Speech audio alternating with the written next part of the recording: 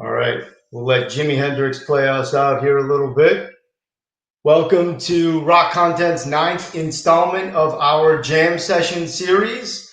Jam sessions, just as they sound, are loose, they're informal, and the idea is to invite a special guest to come in with great SaaS knowledge, great marketing knowledge, and share their gift, share their experience, share their insights with us, and open it up. And it's an open jam session. So all of you who are joining us right now, from all of the remote locations and all the ships at sea, we invite you to jump into the chat as we are talking through things. Pop some questions in there. We're going to get to as many of them as possible. This is going to be my first time jumping in the jam session, and I had to with this guest. So he needs no introduction really, but to give a little background, he was the head of content at Eloqua, head of content at HubSpot, where we spilled some of the same blood and the same orange mud up there in Cambridge, Massachusetts for a few years.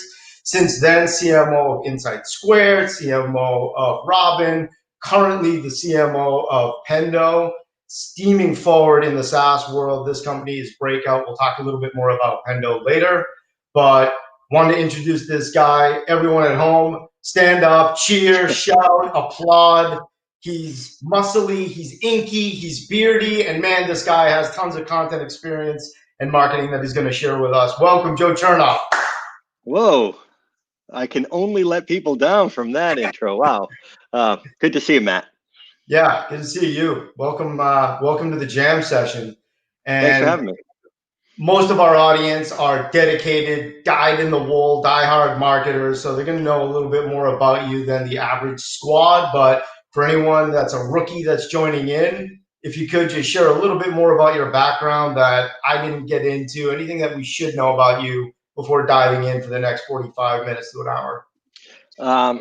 Well, I don't know about should, but since I got everybody here, I might as well share a couple things. I didn't start my career in marketing. I started in human services. I worked with crime victims, and I did that for a couple of years. And man, like whenever I think that my job is hard now, I remember that period of my career arc, and shoot, we don't know anything. That's hard work. And so I think about that to keep myself grounded a bit, because that was the hard work, that was the important work, and I just wasn't cut out for it. So I went into this marketing thing. Okay, it's been quite a wild ride since then. Yeah, I mean, look, a lot of this comes down to like the logo on your resume matters more than anything else in SaaS. Like you are judged by where you worked, and like people fight over title and getting a senior on there, or shedding a junior, or going from associate to manager. And I'm like, that's the wrong copy to worry about. Like what matters is what's the company name, because that's how people decide if you've got it or not. For fair or unfair. It's like your first few jobs. If you went to Harvard, you probably have a leg up, but that starts to dissipate. And what starts to accrete is like what companies you worked for. And it's kind of like the new Harvard, right? Like the professional version. It's how you get in the door. And so my advice would be, shoot, if you're starting out, don't worry so much about the title. Make sure the pay can cover your bills, but find a great company, because that's the launch pad. Sounds good. Well, you've certainly found quite a few. You helped build quite a few. We are certainly going to try to narrow our conversation here today, because it could go into a number of different directions with the breadth of your experience. What we'd really love to learn about more than anything is product marketing and product and that world, and how it's really starting to creep much, much more into the conversation and the influence of product over marketing. I thought it'd be a great way to start a conversation on product with a great product from your home state, Rhode Island guy. We need to educate the masses out there, because anyone that is not within a golf shot of the 401, they're not going to know what this beautiful elixir is. So tell us a little bit, if you could. I'm going to put you on the spot here because I didn't prep you for it. What on God's earth is coffee milk? Coffee milk is it's Rhode Island's gift to diabetes. It is. It's it's all right. So let me start with answering the question. Okay. It's just like Rhode Island has all these weird twists on things. Like we have pizza that has it's like tomato paste and dough and oil, and that's it. There's no cheese. It's not hot. It's not even shaped like a triangle. It's a long strip. And like that's just Rhode Island pizza. And Okay. my wife, when I got married, my wife starts to see some of these crazy foods that I grew up on, and she's like, what planet is this?" And so our version of chocolate milk is Autocrat. And Autocrat's like this totally niche brand, like Dell's Lemonade, this totally niche brand that lives in Rhode Island, and it's coffee. It tastes like melted coffee ice cream. That's the best descriptor. And the first two ingredients are high fructose corn syrup and corn syrup, right? Just in case you didn't get enough. No, everything your growing boy needs right there. Yeah, but it's only 100 calories a serving according to the label. So Okay. Well, I got to tell you what, just to jump right in, I got my milk. I got my Autocrat. I grew up only an hour north of you, man. I'm a Boston boy. I didn't hear about this stuff until last week. So I'm going to jump right in. Did I put enough? How am I doing? Does that look good? yeah, I mean, look, if you're under 12, you want Sledge in the bottom. If you're over 12, just like make sure it blends. Well, mental age under 12 definitely for me. How about the name Autocrat? Like, is that the worst brand name? Like it. I did a little Autocracy. research. Yeah, that's World War II era stuff right there. Oh, is that? Different times, yeah. So let's give it a little go. Give it a go. I can taste the sea breeze off the Narragansett right now. That's beautiful. It's That beautiful. artificial coffee flavor. Yeah. Look, So- I turned 50 this summer, so I've got to go with like no more syrups. Oh no, you're North Carolina now, right? Sweet tea. Yeah, it's all we sweet moved this tea. summer. A lot of bubble tea and sweet tea. Never had it. Yeah. So let's pick up the conversation where we may have left it off back in 2012, 2013. You and I back at 125 First Street, Cambridge, headquarters of HubSpot. It seems like it is light years away from what the world is like today for a number of reasons. If we could pick it up there, I remember from when we were working there, me on the sales side, you clearly in marketing, everything was about demand generation, marketing, content, the number one priority. And you had even referenced it previously in some of your interviews in the past, not the recent ones, but some of your past comments is you're held to one standard, and that standard is measured on demand generation. Here in 2020, is that still the case? Yeah, it is. It shouldn't be, but it is. And I try to break it every day. So I think we as an industry, we as early MarTech did too good a job at saying like, unless it drives revenue, it doesn't count. Unless it drives pipe, it doesn't count. And so we focused everybody on like, there's that arts and crafts stuff called brand. And then there's real marketing. And we overmade our point because that arts and crafts stuff is what creates the tailwinds you need to drive the real marketing. They're inseparable. They're mutually reliant. You can't just do demand gen without any air cover. You can't do it. Right. You're going to pay too much. So you do need to focus on brand, even if you can't throw a number on it, even if you can't say how many MQLs it generates. But you also need, you started talking about product, you also need product marketing. And what does product marketing do? It like puts the sales team in a position to take the opportunities marketing helps serve up and win them. For every improvement you make in opt to win rate is like 10 fewer leads you need at the top of the funnel. It takes pressure off, right? These are all mutually reliant things. And so what happens is you slap a goal, MQL, That's a top of funnel goal. And everybody goes and chases that. And then you lose all of those supporting or reinforcing or driving programs in marketing.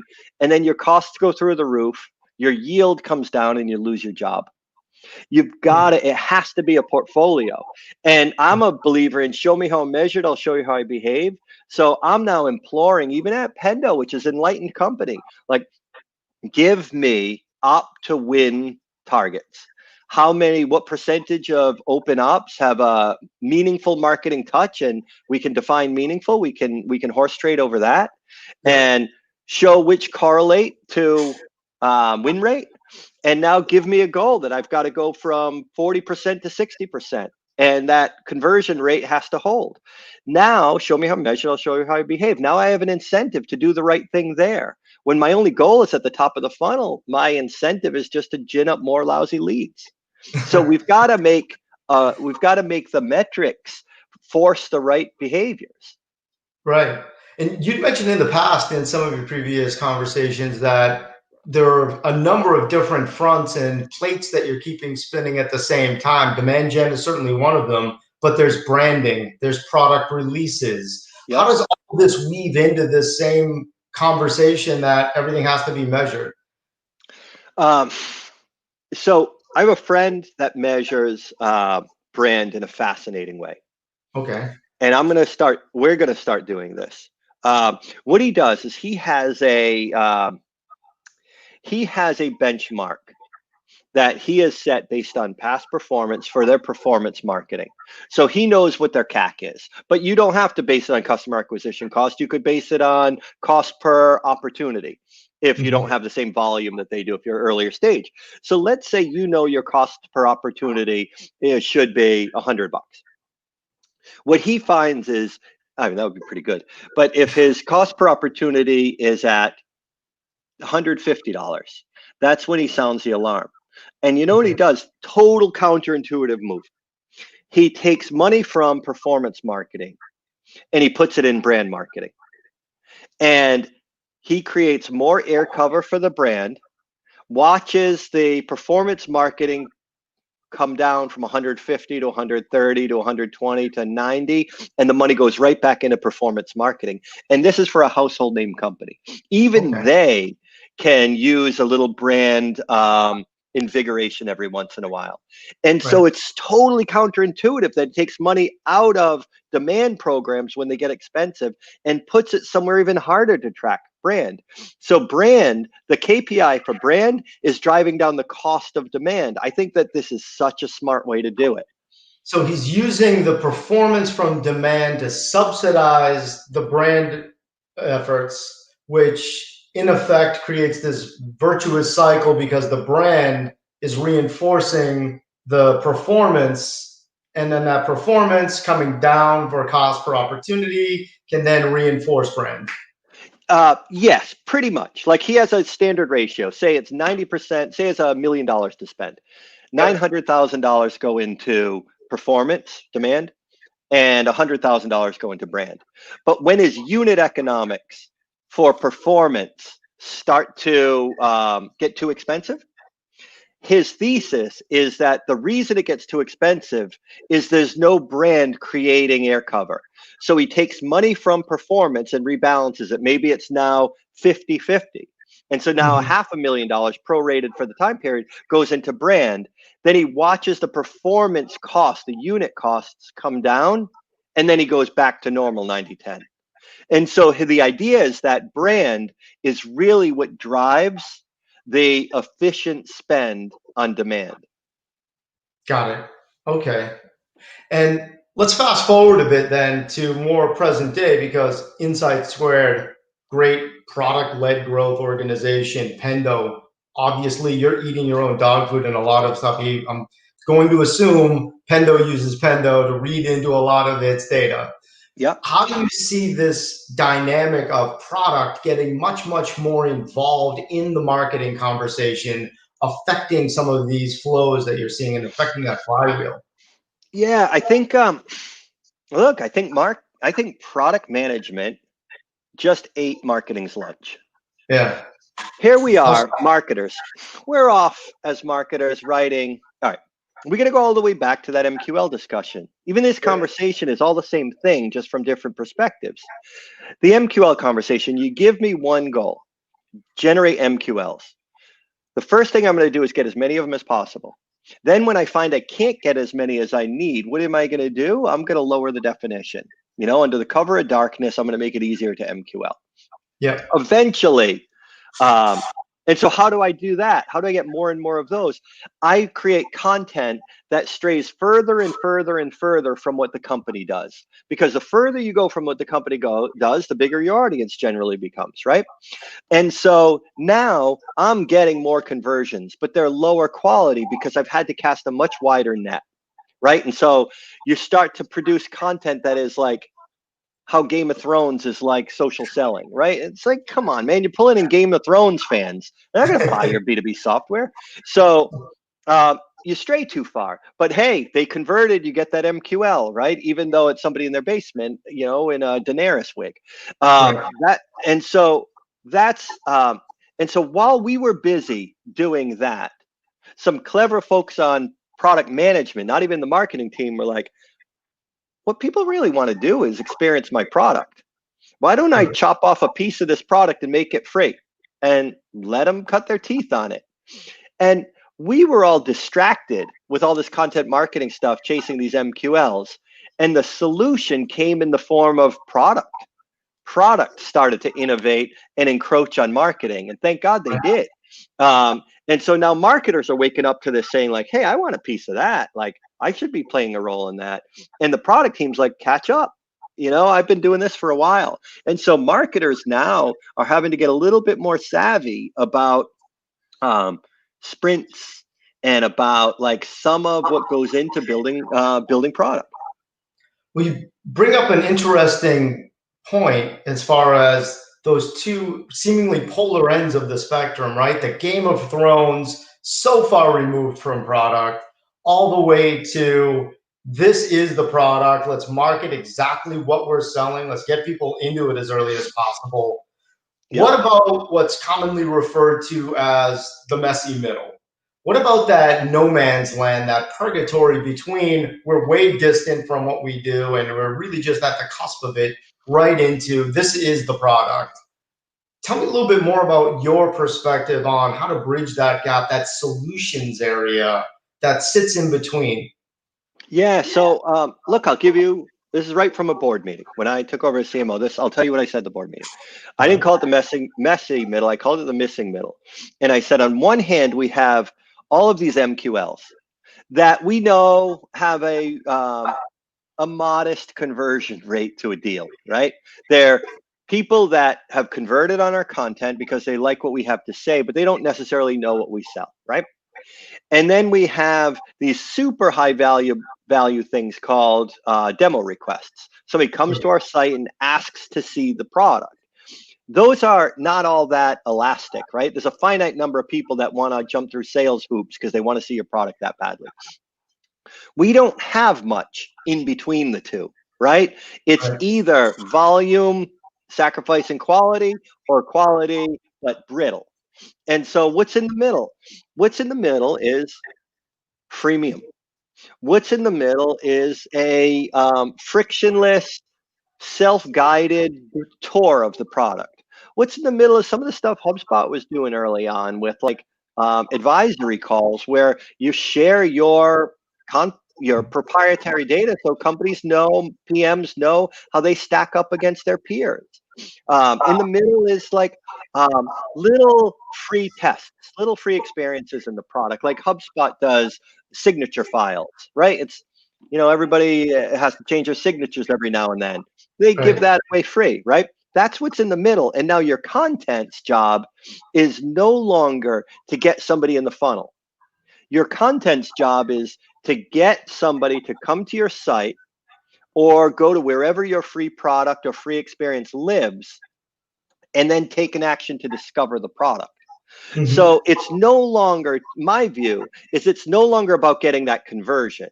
It's saying like if we have 5 different use cases that we have interactive product tours on our website that you can see how to use Pendo for any number of, well, in this case, 5 different things, then we should create every bit of content we can on those topics, even if it's marginally related to those topics, because what we need are lots of people that self-select into checking out the product. And now if we put them on the phone with our SDRs, now at least they know what we do. The SDR isn't like, hey, you know that ebook you read? Well, that's not really what we do, but you got a minute for me to tell you what we do? Click. Now they at least know what we do. And they have, and so those are elastic, and they're converting at about 5x what an MQL would convert. And so there's been a lot of progress there because we want the product to be the star of the show, not the content. So you think historically we were guilty of vanity metrics at the top of the funnel? No, I think they were real metrics historically, because when it was new, you know, what's the old Eagles line? Call someplace paradise and kiss it goodbye. Like when we were early on, early Eloqua, mid Eloqua, early HubSpot, early Marketo, this was a different way to market. Yep. And you could earn credibility based on what you know, and that credibility would have a halo effect on what you sell. But once you reach a tipping point and everybody is running that playbook, then it's over, right? Like Billy Beane didn't publish, allow Michael Lewis to publish the Moneyball story when he was still evaluating talent that way.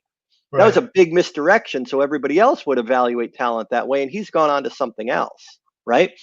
You got to go on to something else right now. And that's so it wasn't vanity back then. Back then it mattered. And really, and the crux of our conversation here today is there's a strong pull that's something else is product-led growth, product and marketing getting much, much more comfortable with one another.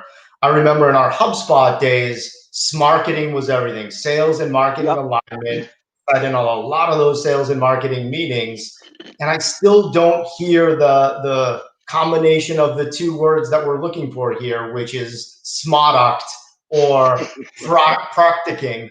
I think not that one. Into you right now would love to get behind the walls of Pendo.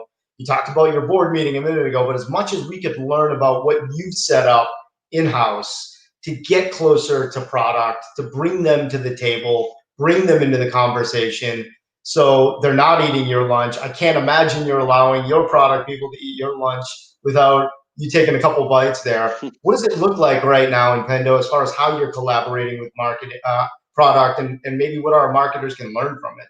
Yeah, look, that's the new alignment. There's no doubt about it. I am preparing to do a full company presentation to me and another executive on stage, and it ain't me and Bill Binch, the CRO. It's me and Brian Crofts, the CPO. So the CMO and CPO are going to roll out our product vision to our entire company. Okay. And that's like, it's not the CTO and CPO, right? And that's a twist, right? And it's because product is at the center of everything we do. It's at the center, like Bill Binch, our CRO, and Brian Crofts, the CPO, also align. Product is at the center of everything we do. It's like, I think of it, I almost visualize it like the watering hole in the Serengeti. Like every species drinks from the same watering hole. Like, and at Pendo, that's product. And so what does it look like? You know, obviously the standing one-on-ones and all of that, but it looks like I am the executive sponsor of our freemium product, but the freemium person, the PM for freemium, reports into product and he reports to Brian Crofts. So here he is having marketing as the executive sponsor and product as his management. And so why? Because we're both major stakeholders in this. I need to have a say in how that product is developed because I have a sense of the channels I want to use to promote it. I have a sense of how I want to use product qualified leads to complement some of what we're doing in other aspects of marketing. I've got a handshake agreement with Bill Binch, the CRO, on how much demand we're going to squeeze out of the freemium product. So I've got to have a seat at that table. So I'm the executive sponsor, but Brian Crofts knows how to build a product. I don't. And so Right. that's why this person reports into him and not marketing, because right, I wouldn't be able to give any valuable guidance there. Right. And so that's really that to me is the new alignment. It's as the product becomes the means for landing new deals and expanding, then the alignment naturally follows that the CMO and CPO have to be connected in the way that 10 years ago we were all talking about the VP of sales and the VP of marketing. Right. And I'm curious to know where you see us on that adoption curve, because you mentioned it's always got to be what's new, what's next, how are we going to continue to innovate? However, Box didn't start yesterday. They were working on a plan of product-led growth years ago. We saw Slack scale that way. Zoom most recently. I mean, Zoom was explosive even before COVID, right? And now they're eating the world. Where do you think we are in terms of early adoption, early adopters becoming a standard?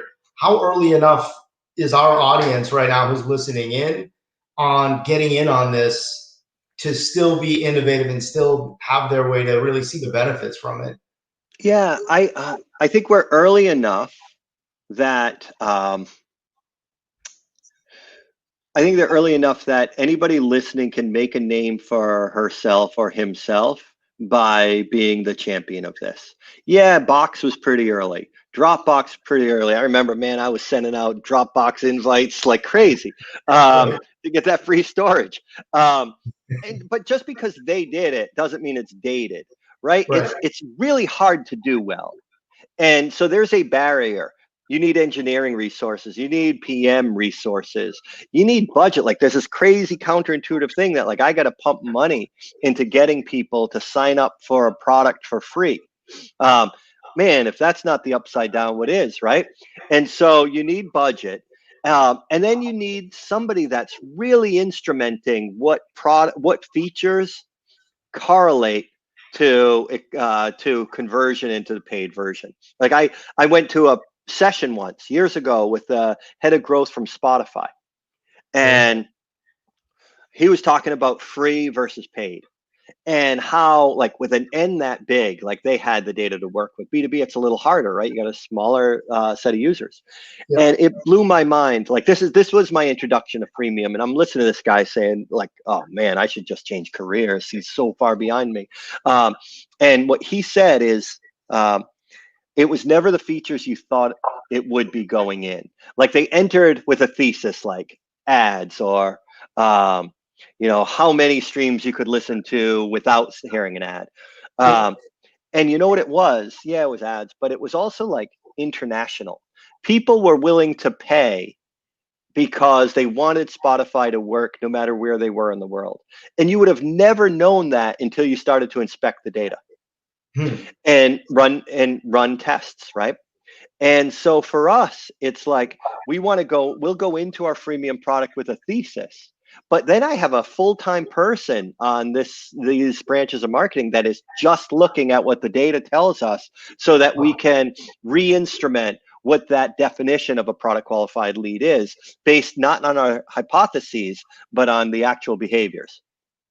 So is that your connection to product, or your most visceral, most tight connection to the product team on an ongoing basis? It's that person who's on your team reaching in, looking in product, reading data, reporting back to you on a regular basis. Hey, this is the new these are the new learnings. This is what's coming out. Here's the It's beyond that. interpretation from it.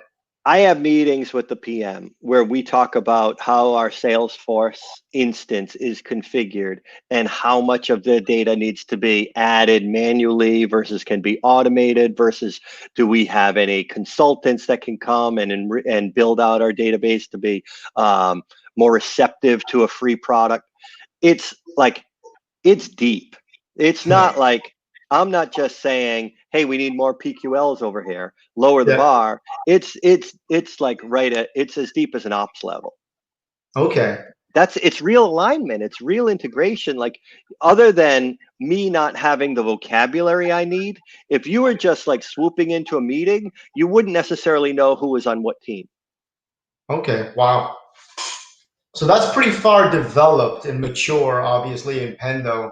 I'd be curious to hear what your advice would be for what likely most of the people who are listening in right now would be facing, which is they're in much more of a quote unquote traditional setup where they likely don't have that relationship with product. They don't have a leadership team, perhaps, that is very product focused, like Pendo does, where they see that collaboration as vital. And potentially they could be up against some friction of putting this in place. If you didn't have this and you're advising somebody who doesn't have it, who's in one of those scenarios, what would your advice be in the early days of setting it up? Look, it doesn't have to be freemium, right? That's the other thing we do is we look at Box and then we all want to do what Box did.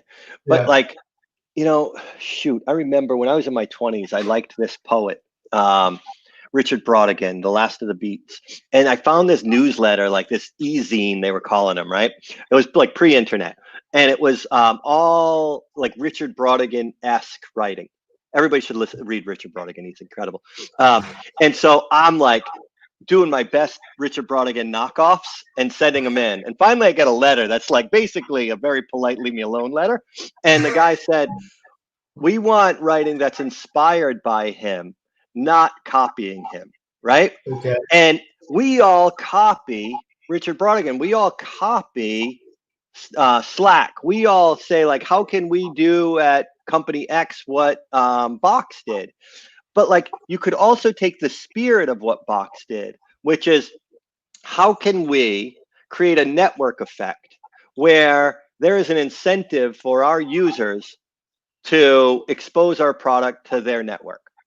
Okay. Is there a way we can do that, right? And then go back to first principles and say, how would that work in our world? And it may be the same thing, but it may be something entirely different. So I'll give you an example. I talked to this prominent growth marketer today, and he was talking about something he did when he was at Drift. And he did their, what is your response time? I don't know if you remember this, but like basically you would like secret shop your own SDR team, your own inbound team. You would give information, you would submit it, you'd fill out a form and they would respond. They would test how long it took your SDRs to respond to an inquiry. And they said what their benchmarks were, and they told you how you stacked up against their benchmarks. So, I know a lot of people in my role that had meetings with their executive team that were like, you know what, we're 2 days. Drift says we should be 20 minutes. Like, how can we shave off some time here? That's growth to me, right? And that guy never had to touch the Drift product. He was never in Drift, right? That was just that was like some spreadsheet and Zapier connection, right? Like that was something that was very doable and very like product-y, because that's what Drift ultimately does, right? But he didn't have to have product team alignment. That was entirely a marketing-led effort that spoke to the value of the product. Right. It sounds like it's something that sprung out of product, but goes right to the heart of what we were talking about earlier, which is that middle. It's not product centric, but it's very close to the problem that we solve, the solution that we offer, without directly talking about the product. Yes. We got too far. We strayed too far in content. It's just snapping back a little. Like this is product adjacent marketing. Okay. Wow. You gonna coin that term? Is it already out there? It's all yours. All right. My team listening in, TM that for us, okay? We need to own that. Product adjacent marketing. I love it. So we're not going to copy you, but we still want to learn from you. What's your tech stack look like today at Pendo? What are you leaning on the most? What's most valuable for the tools that you're using? So our tech stack is it's pretty straightforward. It wouldn't surprise many, but there are two products I could call out. One we haven't gone live with yet, but we're optimistic, and that's Bevy, which is they probably wouldn't love this branding, but like I think of it as sort of Marketo for field marketers.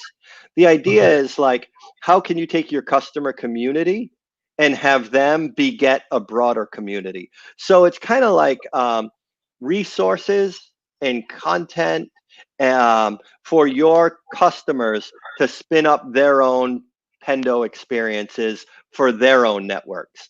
And so it's creating a network effect for customer communities. So that's one.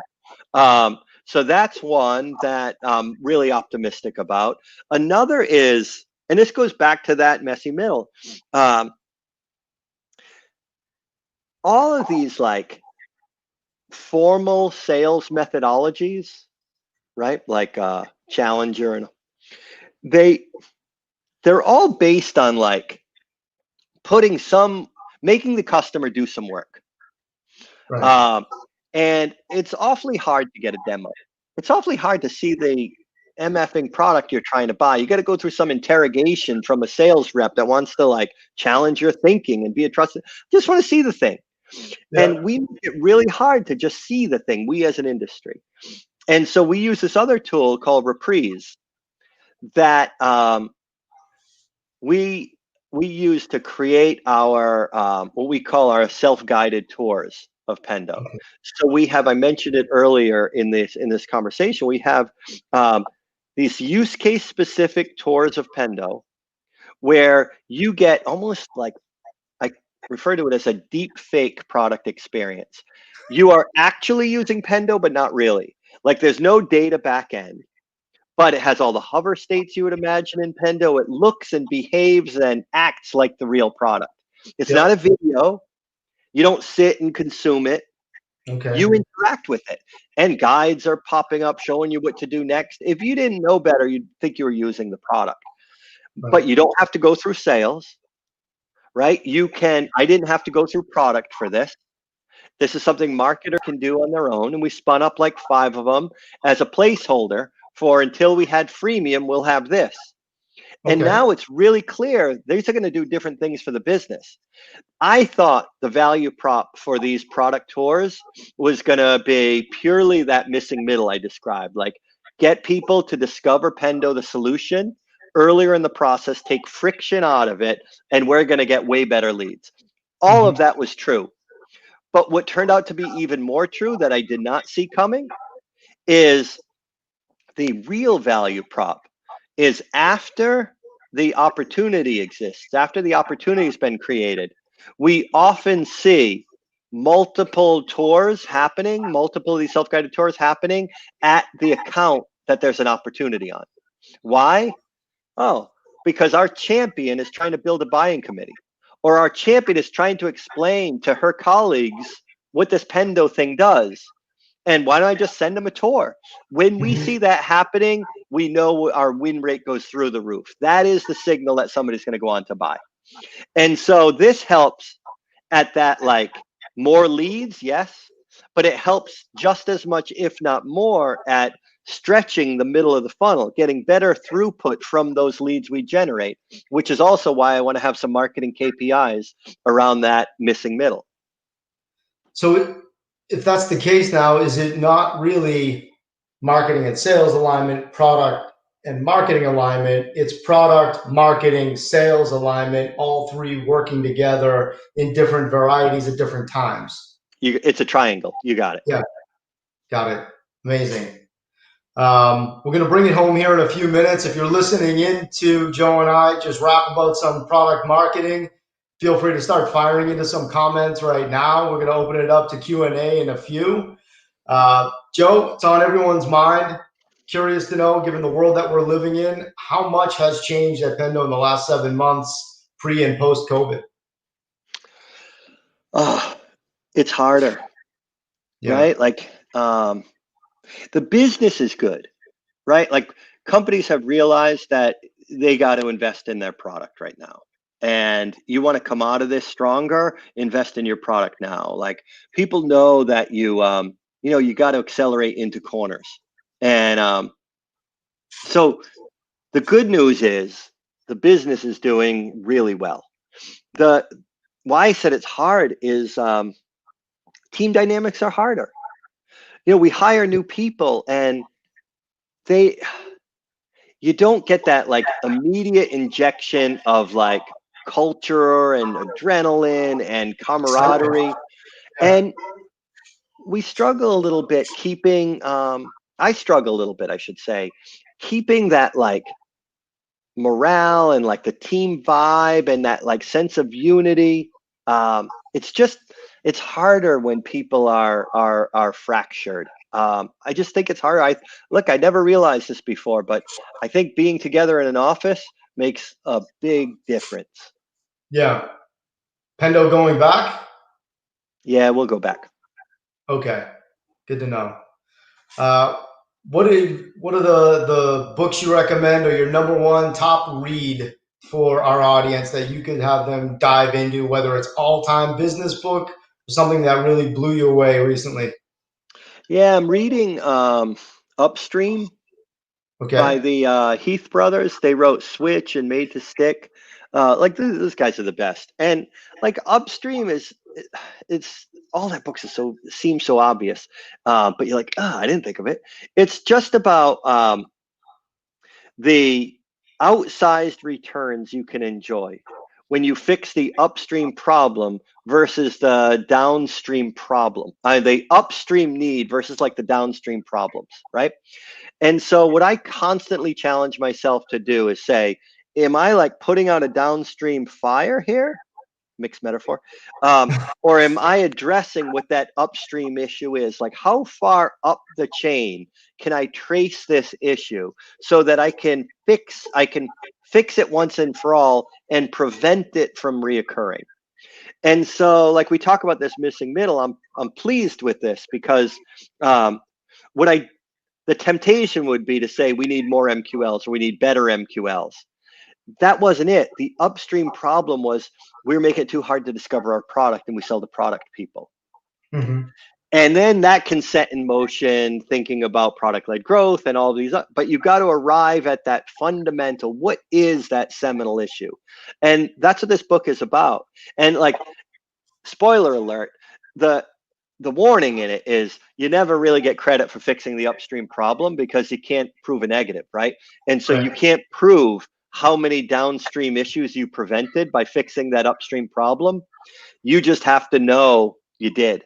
But like, if you're in the I want a pats on the back all the time business, this ain't the one for you because what you're really doing is preventing issues. So you're speaking to people who are getting in the business now. If you were talking to somebody who's in this very weird world of COVID, looking to break into digital marketing and specifically for SaaS, where would you advise them to start? Um, Going way off script here for you, Joe. Not what we no, talked about before. Throwing no. curveballs at you. So you're talking about like a change of career into SaaS or graduating college, getting into SaaS? Graduating college, wanting to break in this environment that we're in right now. Um, I when I joined Pendo, I stopped all advising, all boards. I'm just focused on Pendo. Yeah. Here's the asterisk. The exception is I often will do a call if it's career oriented. And so here's the advice I've given in that setting is you need a major and a minor.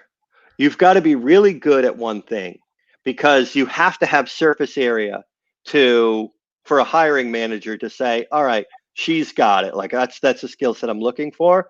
But there's a lot of people with the same major. And so you have to have a minor. So if you're looking to get into content, I usually get asked about that one. You got to be like really good at, say, writing or really great at video, right?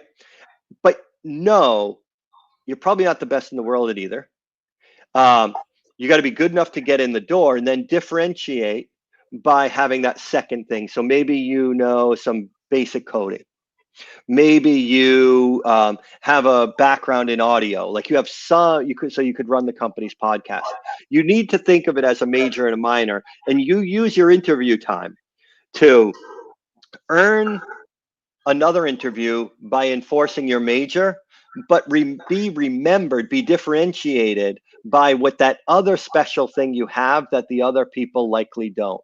And when I hire, I listen for a major and a minor. I listen for, can this person do the job I asked, but also take pressure off of me for having to hire elsewhere, because I can kind of double dip with them until that other need becomes super acute. But they can keep a seat warm for a while. That would be my advice, is to think of it that way. Fantastic. We're going to open it up to questions here in just a second. One last topic. Give us a shameful plug here of Pendo. Give us the overview. Sell Pendo for us real quick. I'm going to take it a different way. All right. Our CEO just published a book all about the product-led organization. It is called The Product-Led Organization. Okay. And it's about this notion of putting product at the center of everything the company does. How that affects customer success, how it affects marketing, how it affects sales, how it affects the org structure, how it affects alignment. And a lot of the stuff we talk about, he is more articulate and covers it better in the book. But like, if you're trying to crack into marketing and you enter and you know more about like the product-led movement than anybody you're talking to, you are going to have a leg up on everyone. So rather than hawk Pendo, I think I should promote this book, because the book will add considerable value to the to listeners, because that's where this is going. The Product-Led Organization, Todd Olson. Product-Led Organization. Pick it up now at an Amazon Kindle near you. Yeah, both of them. Great. Let's get into some Q&A here. We got a couple of good ones. First one coming out is, marketing and sales have SLAs. Is there something like this for marketing and product, and how do you create one? How are you syncing the team based on service level agreements, or are you? We don't have SLAs with product. And to be honest with you, it hadn't even occurred to me till I read this question. And I think it's because they have product and eng have their own SLA. I'm using air quotes here. And it's called like sprint points, t-shirt sizing, right? And they make commits. And that's sort of like their SLA language. And so I pick up the afterflow from that, right? When I talk to our PM about product readiness for freemium, he will respond in terms of commits and story points. And so since that's already a lexicon that they've perfected, I just try to be the beneficiary of that work. You know, sometimes I got to go whisper, what did he mean by that, to somebody else, because it isn't my lexicon. But they already have their pact. It's just they use different language than we do.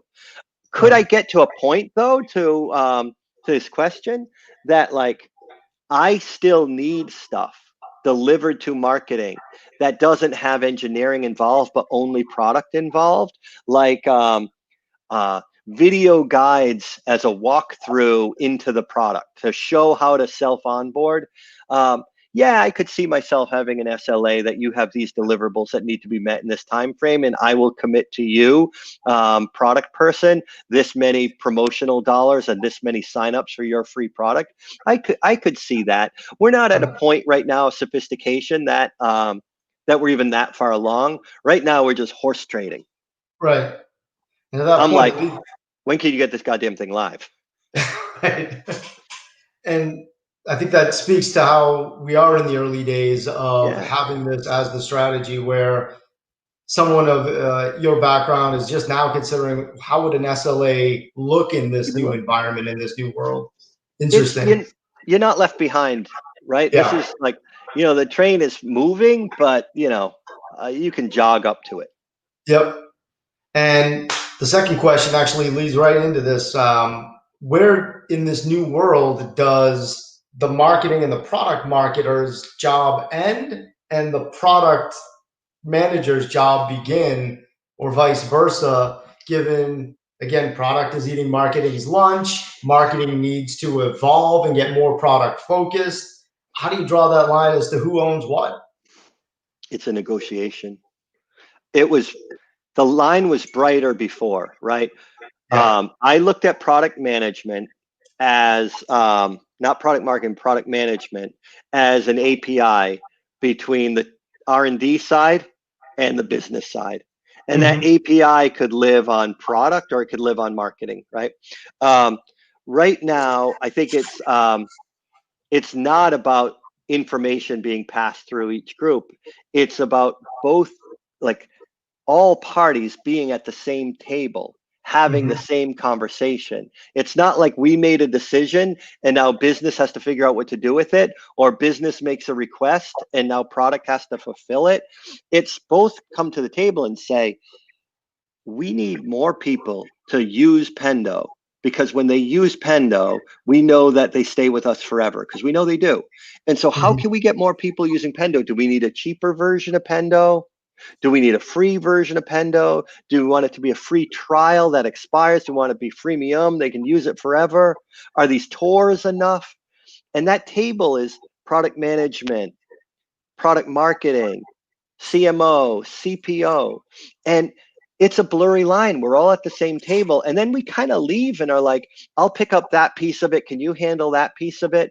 It's invigorating, because I like the absence of bright lines. Now, some of it, like, I can't write a line of code. My VP of product marketing can't write code. So it's clear in that regard. It's clear that I own a programs budget that I can promote freemium, and I'll determine the channels I promote freemium over. That's clear. But everything in between, what the feature set is, what the messaging is, what the onboarding looks like, how a PQL will be established, what our theses are in terms of what begets a PQL, all of that is up for grabs. Very good. We're almost at the top of the hour here, Joe. We got to close it down. I do have one last question. We are rock content, so it does have to be rock and music focused, and it's going to be personal for you. Steven Tyler, still a man crush, still in love with the guy, or have you gotten over it at this point? I'm over it with Steven Tyler, man. Yeah? Yeah. Once you're on once you're on the shows, like those singing shows, America's Next Idol or whatever he was on, like, it's just done. Yeah, you just but those first 4 albums, man, I still listen to them. Yeah, same here. Well, great. We're going to have to find out who your next lover is. Next time it's going to be Dells, and we're going to find out who the rocker du jour is for Joe Chernov if and when we get to the session 2. All right. Thanks a lot. Thanks for having me, Matt. Thank you, Joe. Everyone in the Webosphere, next jam session is going to be with Mark Schaefer. That's coming at you on October 20th. Before that, our very own head of content, Stephanie Mansueto, is going to be doing a full series. Segment 2 is going to be coming at you for interactive content. What is it? How to use it? How to take advantage of interactive content for your marketing. Once again, Joe Chernov, we love you. Thank you for spending an hour of your valuable time with us. It was amazing. Keep rocking. My pleasure. Thanks, everyone. All right.